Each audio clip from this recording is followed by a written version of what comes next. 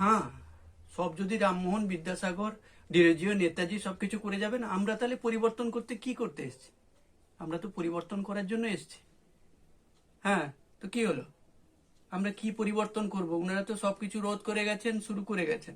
আরে আমাদের তো কিছু করতে হবে। হ্যাঁ, সেই জন্য আমি এই যে বললাম সতীদাহ প্রথা। আরে আগে সতীদেরকে পুড়িয়ে মারা হতো তার স্বামীরা যখন মারা যেতেন, আর আমি সেটা উল্টো করব। এবার হচ্ছে স্বামী দাহ প্রথাটা চালু করব। এটা আপনার একমত হবেন হবেন, না হলে কিছু করার নেই, আমার মুখের কথাই সব কথা। হ্যাঁ, এতদিন সতীরা জ্বলে পুড়ে মরেছিলেন, স্বামীরা আনন্দিত ঘুরতো। এবার বুঝুক, এবার তার খেসারত দিতে হবে। আমি কাল থেকে এটা শুরু করব। হ্যাঁ, যে স্ত্রী মরে যাবে তার স্বামী বেঁচে থাকার কোনো অধিকার নেই। কেন বাঁচবে? স্ত্রী মরা মানে লক্ষ্মী ভান্ডার চলে গেল। সে খাবে কি, পরবে কি, থাকবে কি করে স্বামী? তা বেঁচে থেকে কি লাভ হবে? কাল থেকে এটা চালু করা হোক।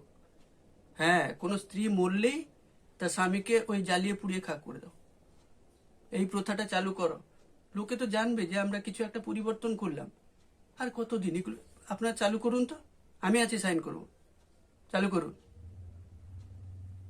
তোমরা মানো আর নাই মানো, দেশটা কিন্তু আগাইটে।